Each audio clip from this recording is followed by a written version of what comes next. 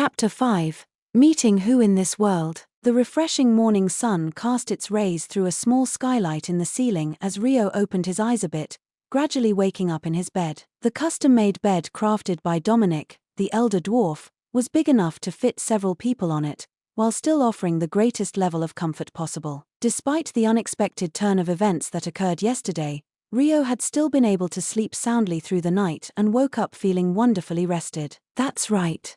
Miharu, Oki, and Masato are here. I have to make breakfast. Rio thought sleepily, moving his hand sluggishly to grab the blankets and peel them away. Chem, his hand suddenly squeezed around something soft. It definitely wasn't his blanket or bed cover, and it wasn't the mattress, either. It had a strange elasticity and springiness to it. It fit into the palm of his hand snugly, its warmth comforting. When Rio tried to move his hand to confirm the sensation, he could feel a wonderful response in his hands. What is it? Rio wondered, his mind still half asleep.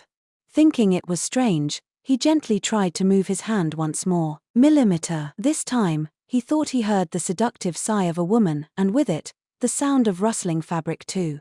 Rio gently removed his hand from the soft sensation and, with his eyes fearfully fixed on the ceiling, peeled back the covers and peeked under the blanket. ZZ. He heard the peaceful breathing of someone sleeping next to him.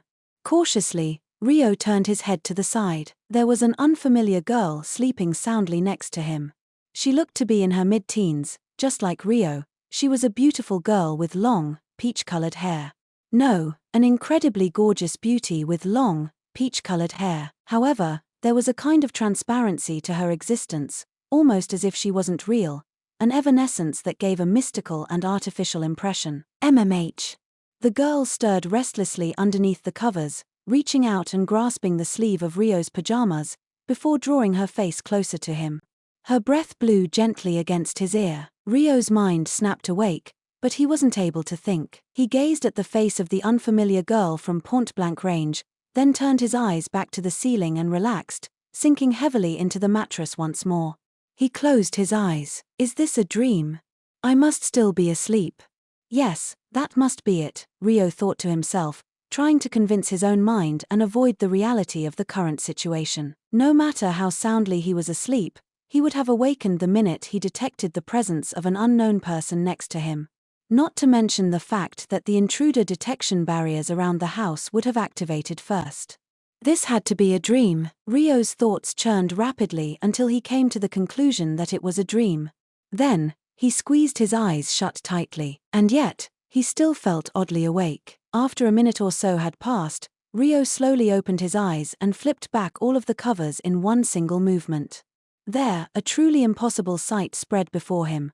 Snow-white skin, extremely well-balanced limbs that were smooth and feminine, and two soft-looking mounds. In other words, there was a completely naked peach-haired beauty before him. In his horror, Rio let out an incredulous yell. Never in either life had he ever experienced the act of waking up next to a naked woman sleeping beside him. Woken up by Rio's yelling, the woman sat up in the bed. With her legs folded underneath her, she stared at Rio in a daze. The series of movements she made was strangely erotic, making Rio avert his gaze without thinking. Why am I sleeping with a naked girl? Rio yelled in his head. His face was burning hot, yet his body had broken out in a cold sweat. If his eyes happened to wander even a bit, the girl's bare body would come into his view. He tensed up. What's the matter, Haruto? Miharu asked, boldly peering through the door of Rio's bedroom. Dominic had crafted the room to be perfectly soundproof, but Rio had chosen to leave his door open in order to hear things while asleep, which was why Rio's shouts had reached the living room. Miharu had been trying to take the initiative after Rio accepted them into his care by getting up before anyone else and making breakfast. When Miharu spotted Rio and a naked girl sitting near each other on the oversized bed, she hesitated, flustered. She attempted to explain herself, but her cheeks were gradually reddening. Rio covered the girl's body with a blanket in a hurry, but it was already too late. What she had just seen was already burned into Miharu's mind. Unsure of what to do next, she found herself tearing up. It was understandable, their gentle and sincere savior had brought over a naked and beautiful girl to spend the night while they were unawares. after all.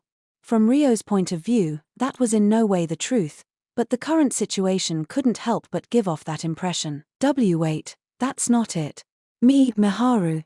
This is a misunderstanding. Ryo tried to explain himself in a fluster, but he was at a loss for words. Even if he wanted to deny everything, he didn't know how to explain it. The peach-haired girl tilted her head in question, watching Miharu steadily before suddenly clinging to Ryo. The blanket that covered her fluttered up, making Ryo's body flinch, whereas Miharu's face had also reached its peak in redness. I am sorry. I shouldn't have opened your door without warning. I didn't see anything. Be by now. Oh. With great force, Miharu bowed her head, rotated 180 degrees, then made her immediate retreat. However, in her rush, she crashed straight into the door frame. Are you all right? Ryo asked in a panic. I'm fine. I'm sorry, forgive me. I'm so clumsy. Miharu staggered as she repeatedly bobbed her head, face flushing red in embarrassment as she retreated successfully this time. Only Ryo and the stranger were left in the room. The urge to chase after Miharu surged within Ryo, but he hung his head in disappointment instead. Who are you?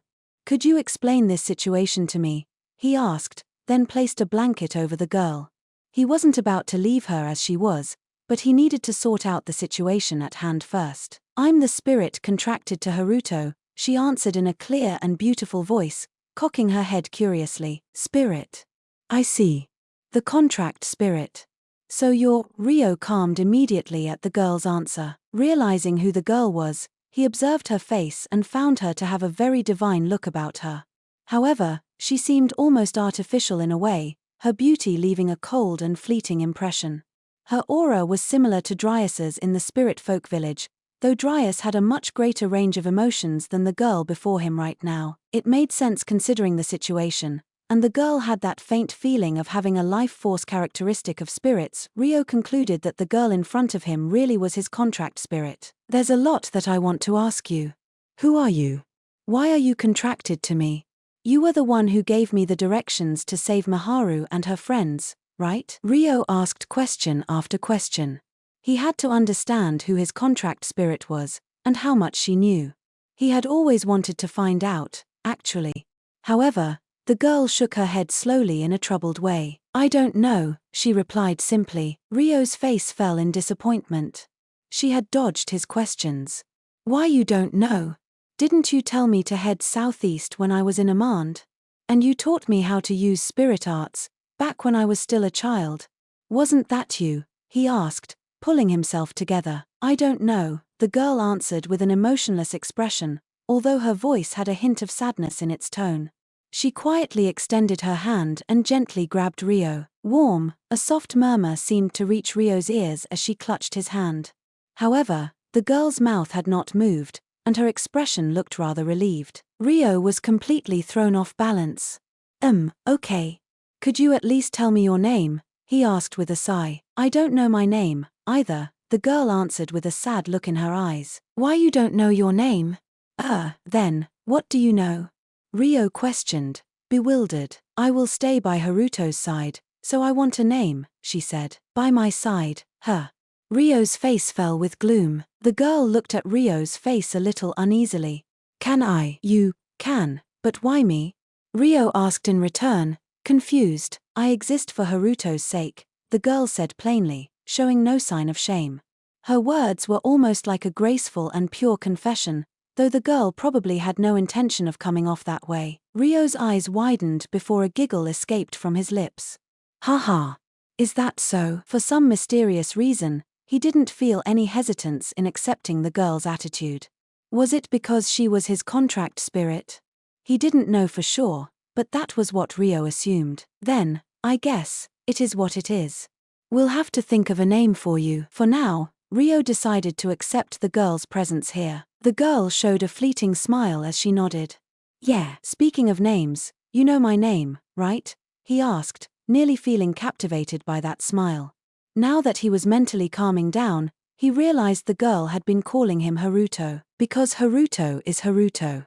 The girl returned his question with a curious look. Perhaps it was spontaneous, but her words sounded profound. Ryo scratched his head with a troubled expression. No.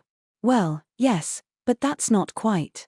Do you know my other name? He asked carefully. I know.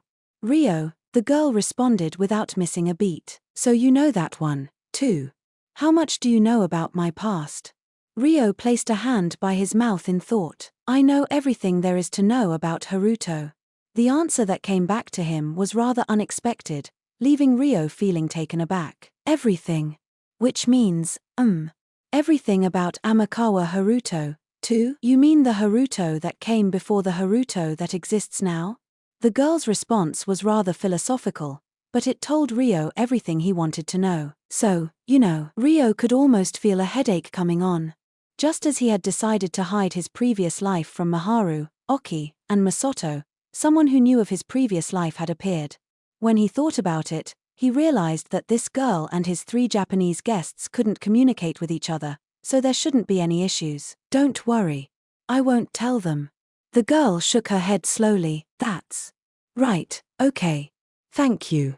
Ryo was almost about to ask something, but after a moment of hesitation, thanked her with a strained smile.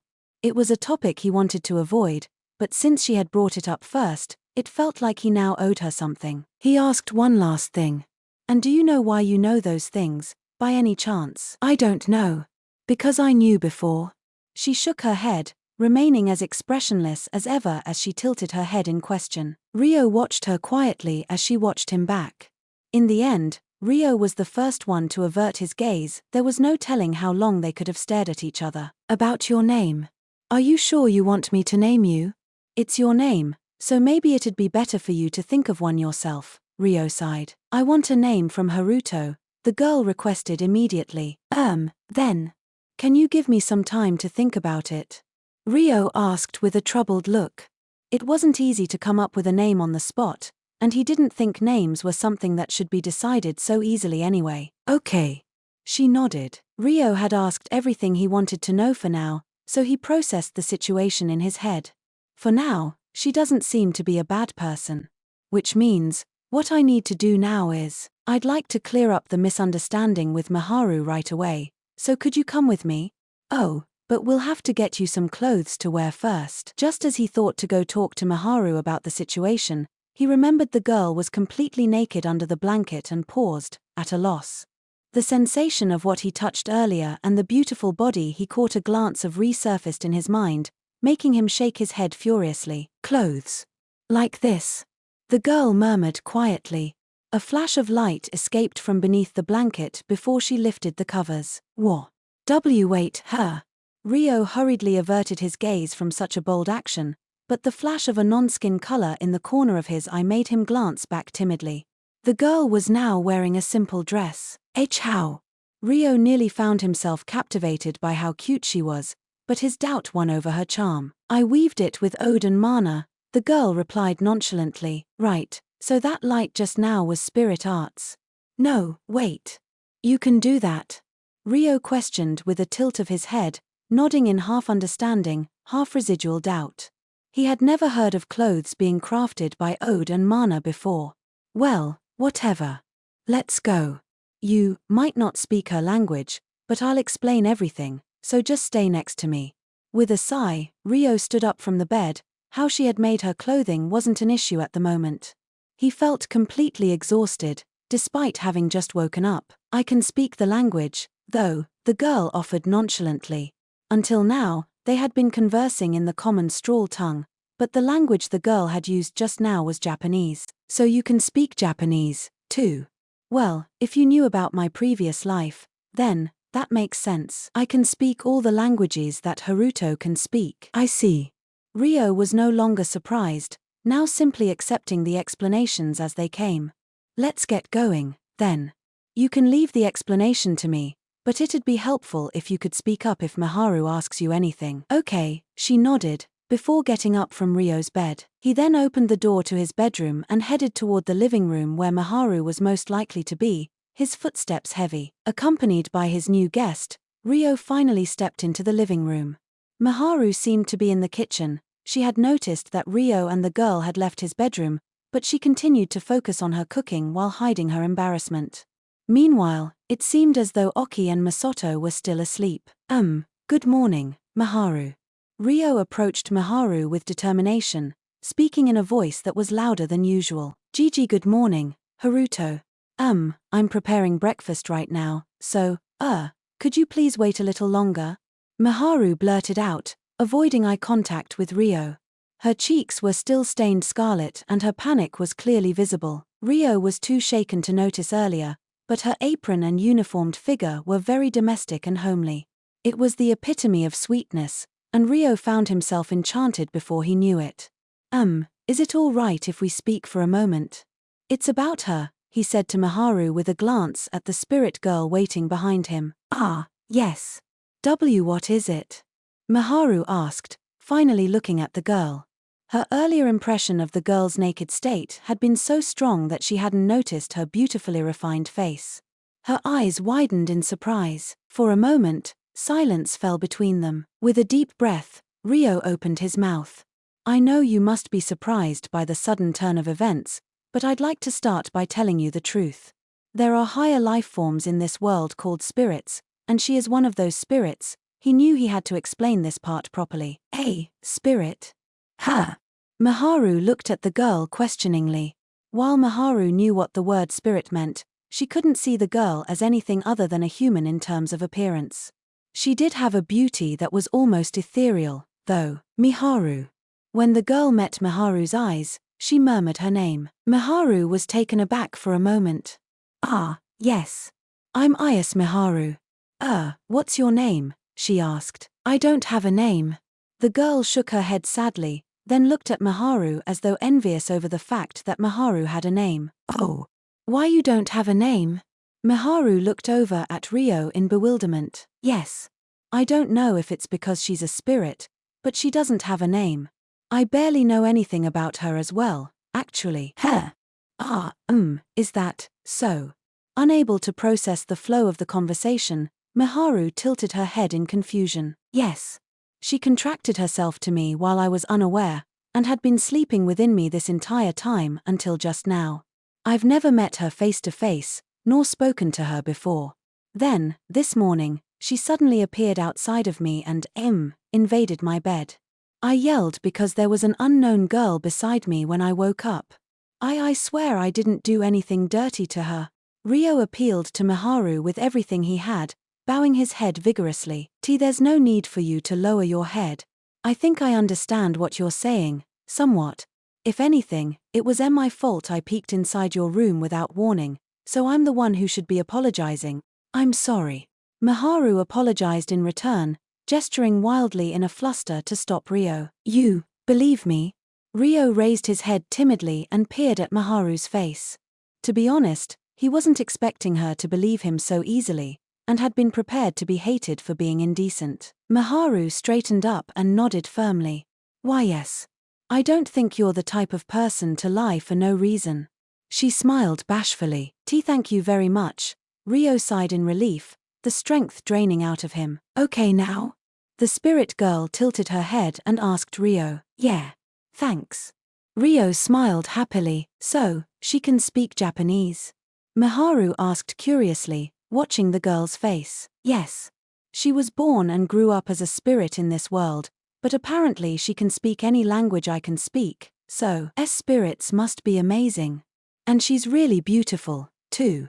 Even though she doesn't look any different to us humans on the outside, there is certainly something otherworldly about her aura, Miharu said while staring at her in awe. Miharu is beautiful, too, the girl suddenly said. Miharu's eyes rounded in surprise. Emmy.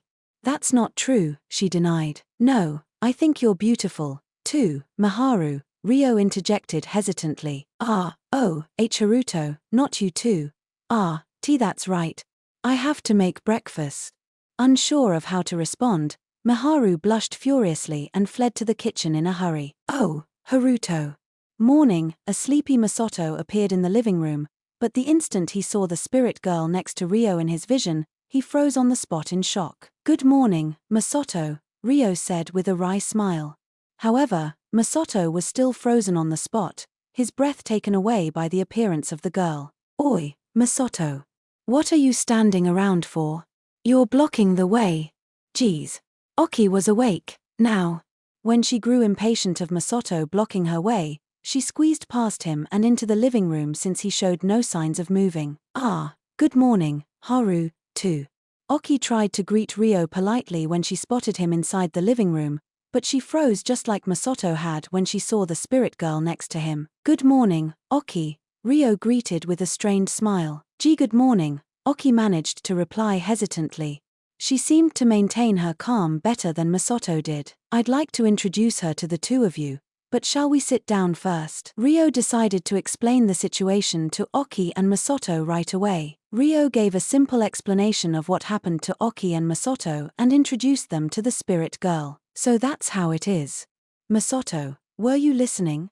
Ryo asked with a droll smile.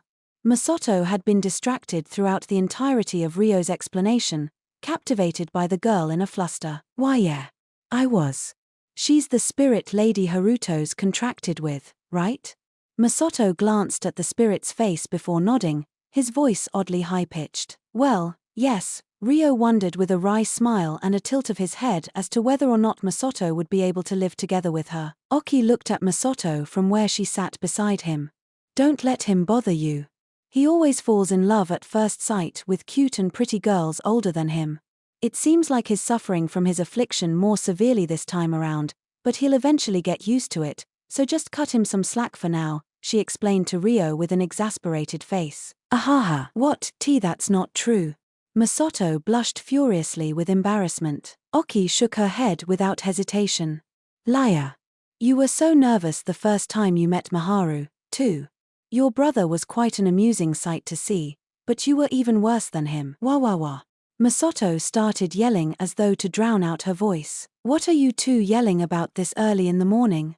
Come on, breakfast is ready. Maharu appeared from the kitchen. She was carrying the completed breakfast dishes from the kitchen counter toward the dining room table. Sorry, Miharu. I left you to deal with breakfast alone. Let me help you carry it, Ryo said apologetically, stepping forward to help set the table. It's fine. I can at least handle the housework. Miharu shook her head with a smile. Thank you very much. It looks delicious. Ryo smiled at the dishes lined on the table. She had prepared a well-balanced Japanese meal. I hope the taste is to your liking. Let's all eat now. I made enough for the spirit girl, too, but will you be able to eat the food? Miharu asked, looking at the spirit.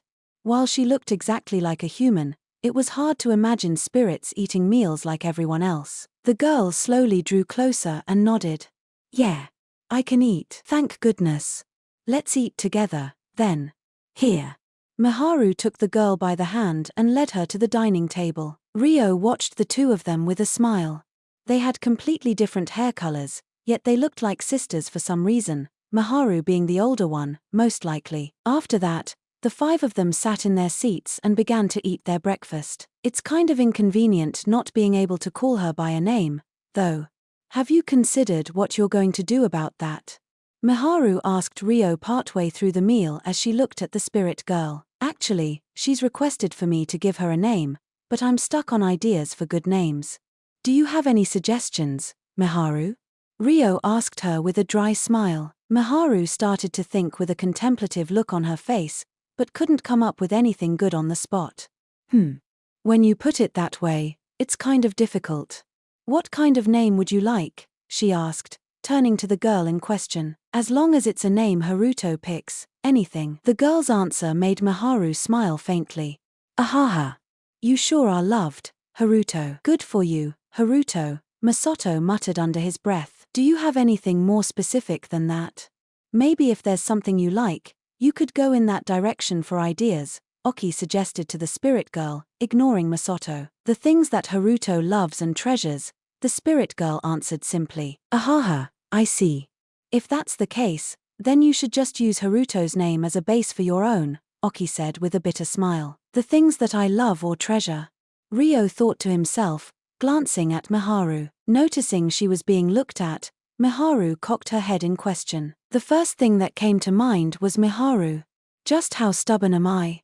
With a bitter smile, Ryo guiltily averted his gaze. However, thanks to that, one name came to mind. How about Asia. In the ancient spirit folk tongue, Asia was a word that meant warm spring or beautiful spring. It may have been a bit too simplistic, but the girl's hair was the gentle peach color of cherry blossoms, so she gave off a rather strong impression of spring. However, now that he had said it out loud, he realized beautiful spring was the exact same meaning as Maharu's name. He felt rather embarrassed by it. Asia. I want that one, the spirit girl said resolutely. We could keep thinking with everyone and come up with a few options first, Ryo offered as he panicked on the inside. Nope. Asia's good.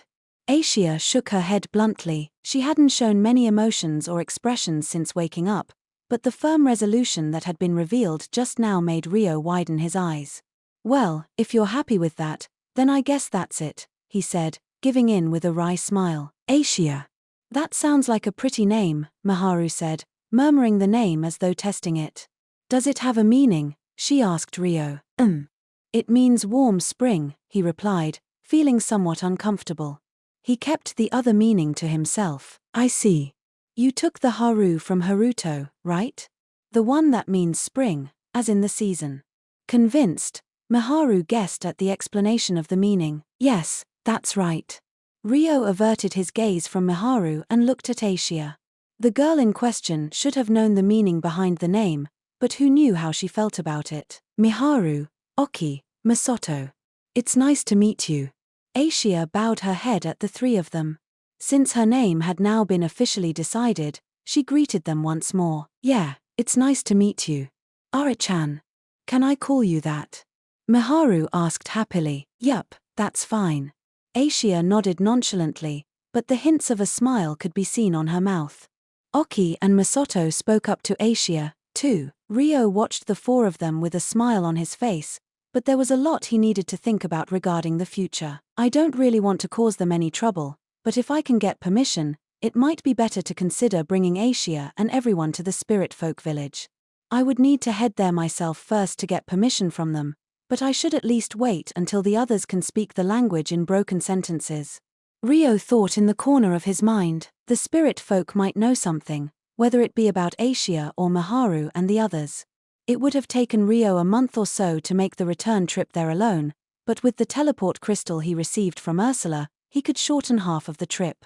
Even with the crystal it was still quite a trip, but it was an option worth considering. Well, first things first, the shopping for today. There might be some things that are difficult to buy with me around, so I'll bring Asia along as an interpreter. I'll ask her about it later. As Ryo looked at Asia, he turned his thoughts toward the day's shopping trip.